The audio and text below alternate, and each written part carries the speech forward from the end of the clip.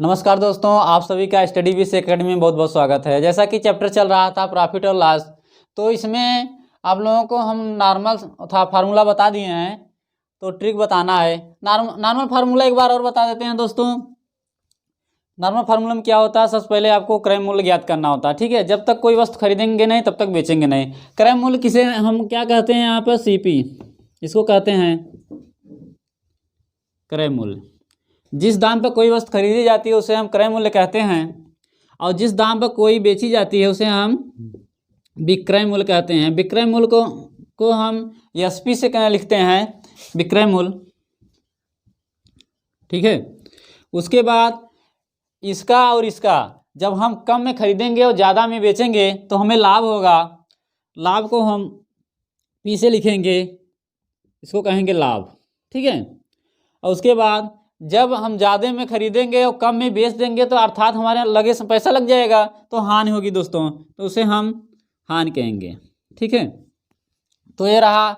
उसके बाद अगर सीपी को निकालना होगा, जैसे विक्रय मूल्य दे दिया और लाभ दे दिया, तो हमें जब सीपी को निकालना होगा, एक बात और याद रखना है दोस्तों, प्रतिशत लाभ। ठीक है, प्रतिशत लाभ या हानि हमेशा क्रय मूल्य पर दिया जाता है। जब आप लाभ निकाल लेंगे तो सीपी का बटे करके 100 का आप गुणा कर देंगे तो प्रतिशत लाभ आ जाएगा दोस्तों। इसी प्रकार प्रतिशत हानि जब निकालेंगे तो लॉस अपान सीपी गुणते 100। ठीक है, ये हानि है दोस्तों। जैसे कोई वस्तु 100 रुपये में खरीदी गई, 120 रुपये में बेची गई, तो उसको 20 का लाभ हुआ, तो यहाँ लाभ 20 लिखा जाएगा। ठीक है दोस्तों, तो इसी प्रकार हम जैसे विक्रय मूल्य दे दिया तो सीपी निकालना होगा दोस्तों,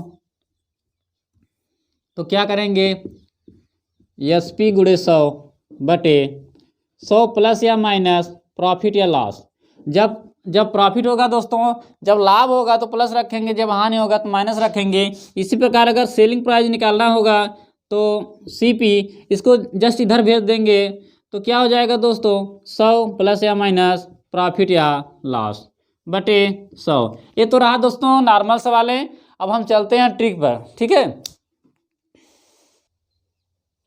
चलिए दोस्तों सवाल देखते हैं क्या कह रहा है। सवाल क्या कह रहा है, एक व्यक्ति 10 रुपये में 12 की दर से पेंसिलें खरीदता है तथा उन्हें 12 रुपये में 10 की दर से पेंसिलें बेचता है, तो उसका लाभ प्रतिशत क्या होगा। ठीक है, सवाल ध्यान से पढ़िएगा दोस्तों। 10 रुपये में 12 की पेंसिलें खरीद रहा है, लेकिन 12 रुपये में 10 की दर से बेच रहा है, तो अर्थात 10 में ही खरीद रहा है, 12 में बेच रहा है, तो उसको लाभ होगा। लेकिन लाभ प्रतिशत निकालना है दोस्तों, तो कह रहा है 10 रुपये में, ठीक है दोस्तों, 10 रुपये में 12 पेंसिलें खरीदता है। ठीक है, 10 रुपये में 12 पेंसिलें खरीदता है और वह 12 रुपये में 10 पेंसिलें बेच रहा है। 10 खरीद रहा है, 12 बेच रहा है, तो सवाल आपको आसानी से जितना पहले इसको सामान कितना खरीद रहा है उसको बराबर कर लीजिए। इसका गुणा अगर यहाँ कर देंगे और इसका गुणा यहाँ कर देंगे तो 12 पेंसिलें खरीद रहा है, 10 ही बेच रहा है। तो अगर हम यहाँ 10 का गुणा कर देंगे और यहाँ 12 का गुणा कर देंगे, इसका गुणा यहाँ कर देंगे और इसका गुणा यहाँ कर देंगे, तो क्या हो जाए, 12 दहाम में 110 और 12 दहाम में 120 और 12 दहाम में 120, तो 120 पेंसिलें खरीद रहा है, 120 पेंसिलें बेच रहा है, तो हमारा दाम निकल आना चाहिए।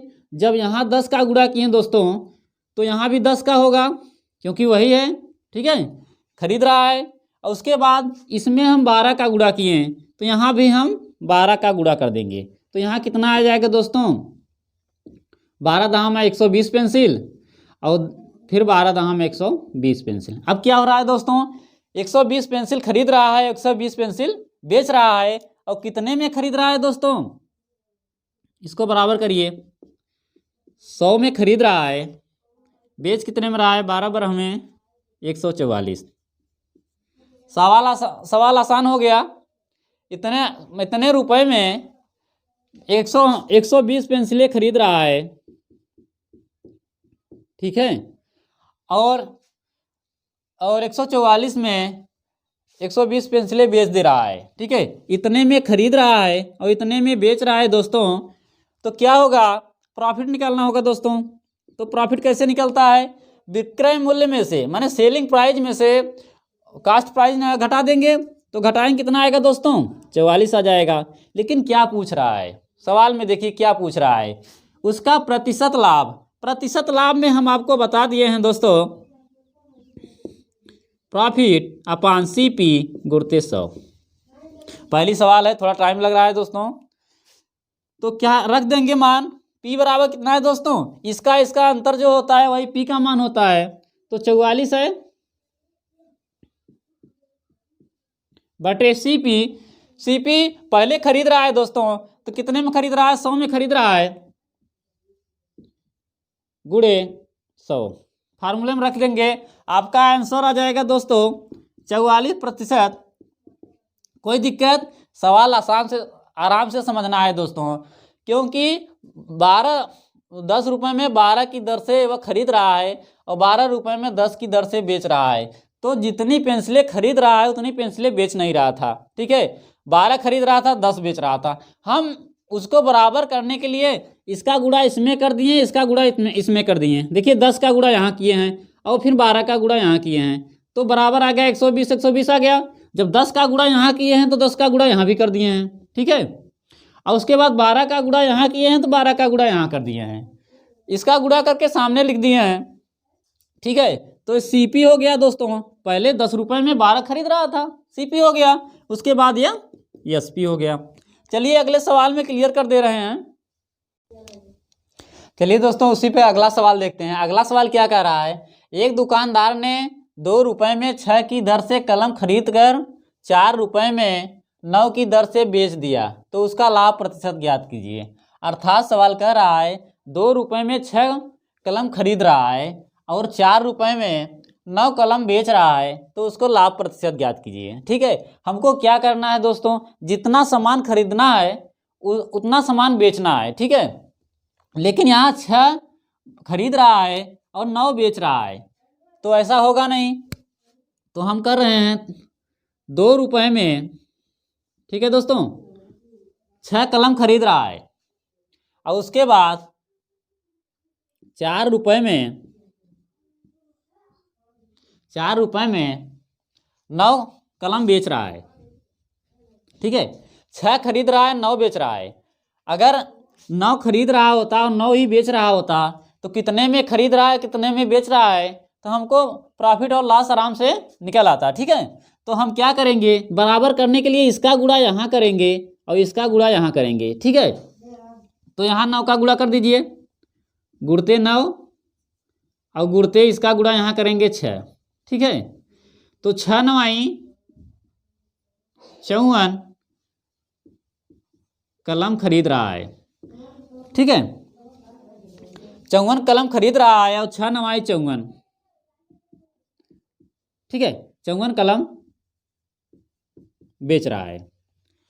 और यहाँ 9 का गुणा किए हैं दोस्तों, तो यहाँ भी करेंगे, ठीक है, और यहाँ 6 का गुणा किए हैं तो यहाँ भी करेंगे, कोई दिक्कत, आराम से सवाल आप 2-4 सवाल लगा लेंगे, यह ट्रिक एकदम आसान है, ठीक है। 9 दूनी 18, 9 दूनी 18 रुपये और 6 चौका 24 रुपये। अब क्या कह रहा है, इतने की दर से कलम खरीद रहा था, तो खरीद रहा है तो अर्थात CP है दोस्तों, और ये बेच रहा है 4 रुपये में इतने बेच रहा है, अर्थात यह SP है। इतने में खरीद रहा है और इतने में बेच रहा है, तो हमको प्रॉफिट 18 में खरीद रहा है 24 में बेच रहा है, प्रॉफिट हो रहा है दोस्तों कितने का हो रहा है, 6, जो अंतर आता है। उसके बाद सवाल में हमसे पूछ रहा है प्रतिशत लाभ कितना होगा। प्रतिशत लाभ निकालने के लिए दोस्तों फार्मूला होता है, ठीक है, फार्मूले पे हम आपको फार्मूला इसलिए रख रहे हैं, आपको फार्मूला यह ध्यान से न जाए, इसी पर फार्मूला क्या नहीं मालूम है, CP मालूम है, P मालूम है, तो आराम से रखिए 6 बटे CP कितना है, 18 है, गुणते 100, तो 3 दूना 6, 3 6 18, ठीक है, 3 6 6 से डायरेक्ट काट सकते थे, तो 2 का नम 2, 2 तिहाई 6। अब कितना आ गया दोस्तों 100/3। इसको जब काटेंगे 33 सही 1/3, ठीक है, 33 सही 1/3%, इतना उत्तर आएगा दोस्तों। ठीक है, 1-2 सवाल और देख रहे हैं, सवाल क्लियर हो जाएगा। चलिए दोस्तों उसी पे अगला सवाल देखते हैं। अगला सवाल क्या कह रहा है, मोहन 16 रुपये में 12 सेब खरीद कर 12 रुपये में 16 सेब बेच दिया, ठीक है, तो हानि प्रतिशत क्या होगा। तो हम देखते हैं सवाल।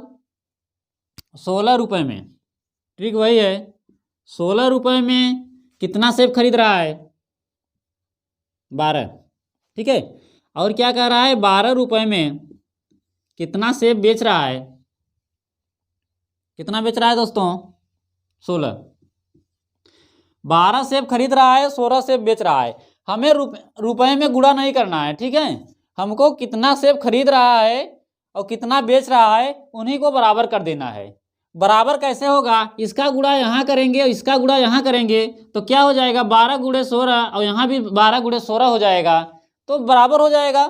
तो यहाँ गुणा करते हैं दोस्तों 16 का और यहाँ गुणा करते हैं 12 का, ठीक है, इसका ही गुणा किए हैं, अलग से कोई 16 और 12 हम लाए नहीं हैं, ठीक है, और आप लाना भी मत। तो हम क्या किए हैं, इसका गुणा यहाँ कर दिए हैं, इसका गुणा यहाँ का 12 और 16 पहले साथ से था, तो हम गुणा जब करेंगे, ठीक है, जब हम गुणा करेंगे दोस्तों तो कितना हो जाएगा 16 दहामा 160 और 16 दूना 32, 192, ठीक है। इसका भी जब गुणा करेंगे 16 का गुणा जब 12 में करेंगे तो कितना हो जाएगा 192। अब इतना सेब खरीद रहा है, इतना ही बेच रहा है, तो इसका गुणा यहाँ भी होना चाहिए दोस्तों। यहाँ 16 का गुणा किए हैं, ठीक है, तो यहाँ भी 16 का हम गुणा कर देंगे। इस वाली लाइन में कितने का गुणा किए हैं दोस्तों 12 का गुणा करे हैं, तो यहाँ हम 12 का गुणा कर देंगे, ठीक है। तो 16 में 256 होता है दोस्तों, और 12 पर हमें 144 होता है, ठीक है। इतने में खरीद रहा था, अर्थात इसको हम सीपी लिखते हैं।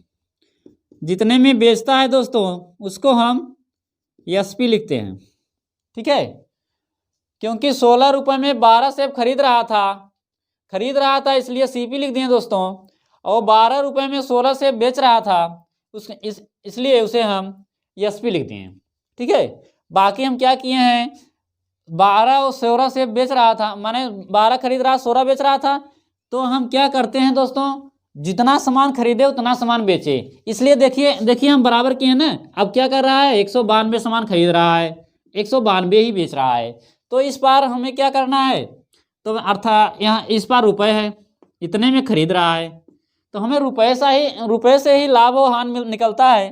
तो कितने का अंतर है दोस्तों, आप घटाइए, देखिए क्रय मूल्य ज़्यादा है, माने खरीद ज़्यादा में रहा है, बेच कम में रहा है, अर्थात उसको हानि होगी, इसीलिए हानि प्रतिशत पूछ रहा है। हानि कितने की हो रही है दोस्तों, उसको हम यल से लिखते हैं, तो घटा देंगे, तो घटाइए कितना आ रहा है दोस्तों 112, ठीक है, 112 आ रहा है, लेकिन हमको सवाल में पूछ रहा है लॉस प्रतिशत, ठीक है, L/CP गुणित 100, इसी में आप वैल्यू रख दीजिए। लॉस कितना हो रहा है दोस्तों 112, सीपी कितना है दोस्तों, इतना है 256 गुणित 100, इसको आप काट लेंगे दोस्तों, आपका आंसर आ जाएगा। चलिए काटते हैं 4 से काटते हैं, 4 से काटेंगे तो 4 तिहाई और 4 दूनी 8, ठीक है, 4 तिहाई 12 हो जाएगा, क्योंकि यहाँ 11 है, 4 दूनी 8, ठीक है। उसके बाद बचा कितना 3 हो जाएगा, कितना 32 हो जाए, 4 8 32, ठीक है। उसके बाद इसको 4 से काटेंगे तो 4 6 24, ठीक है, बचा 1 हो जाए कितना 16 4 चौक 16, इसको फिर काटेंगे 2 से, ठीक है, 4 से काट सकते हैं, 4 7 28 और 4 एक नम 4, कितना हो गया दोस्तों 24, ठीक है। कितना बचा 24, तो 4 छंग 24, ठीक है। 4 उसके बाद फिर काटेंगे, वो तो कटेगा नहीं। अब इसको 4 चौक 16 और तो 25, ये 25 हो जाएगा, 25 चौका 100। तो ऊपर क्या बचा दोस्तों, तो 7 गुणे 25, ठीक है। तो इसको 7 और 25 सत्ते कितना होता है 175। 175 बटे में कितना बचा है दोस्तों 4 बचा है। इसको काट लेंगे, हमारा आंसर आ जाएगा, ठीक है। ये 4 चौक 16 बचा 1, 15 हो जाए, 4 तिहाई 12 और 3 15 बटे 4%, ठीक है। तो कितने प्रतिशत का हानि होगा दोस्तों 43.3/4%। तो आज के लिए दोस्तों इतना ही, आगे कल पढ़ाएंगे अगला ट्रिक, मज़ेदार ट्रिक रहेगा दोस्तों। धन्यवाद।